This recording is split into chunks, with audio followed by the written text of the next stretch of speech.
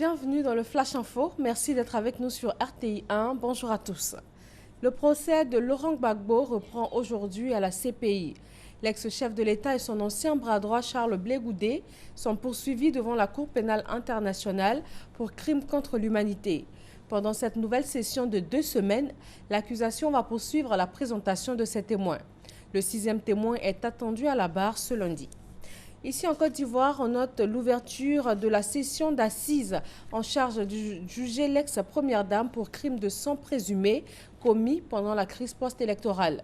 Simone Gbagbo a déjà été condamnée à 20 ans de prison le 10 mars 2015 par le tribunal de première instance d'Abidjan. Ils sont 350 à avoir regagné la Côte d'Ivoire ce vendredi. Ces Ivoiriens réfugiés au Libéria ont pu rentrer dans leur pays grâce à une mission du gouvernement ivoirien au Libéria. Sidonie Davila. Ils se sont réfugiés ici au Libéria.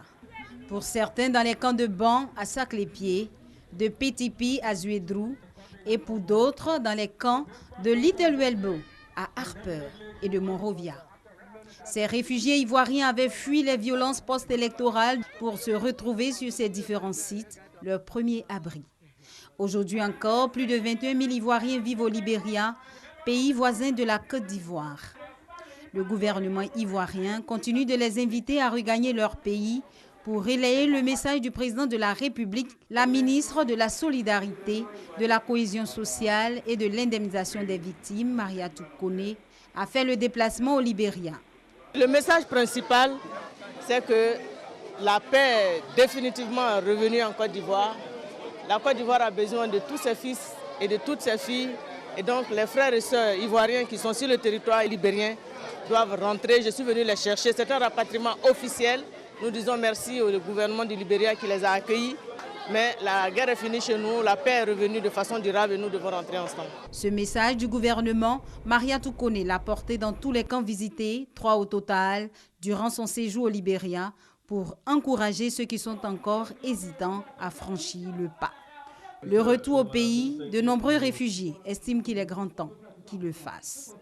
J'ai l'intention de repartir en Côte d'Ivoire parce qu'il y a longtemps j'ai quitté la Côte d'Ivoire et j'ai bien envie de rentrer. Et comme je suis leader, c'est nous qui mobilisons la population à rentrer. Donc pour le moment, je suis encore là pour faire la sensibilisation. Je pense qu'avec les informations que nous avons reçues de Madame le ministre, je pense que beaucoup d'entre nous vont décider de rentrer parce que nous pensons que passer 14 ans ou bien 6 ans dehors de la Côte d'Ivoire, je pense que c'est un peu de trop quand même.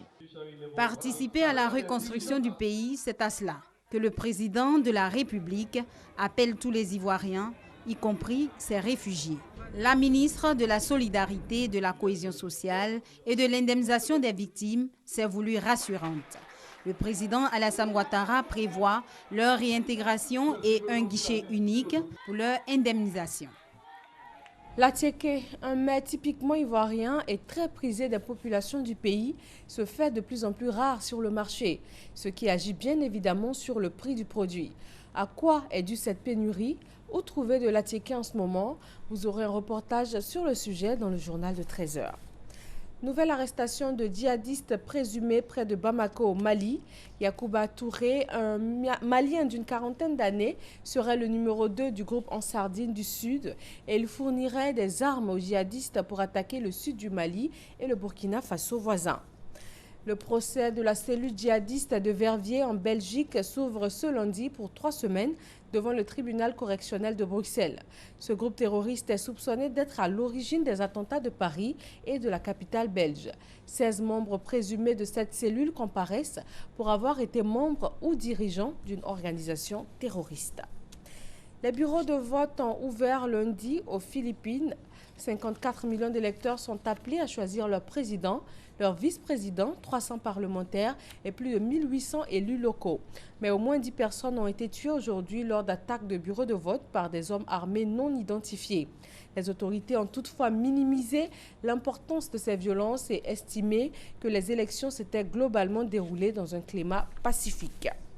Merci de rester avec nous sur RTI 1. Nous sommes lundi. Très bon début de semaine à tous.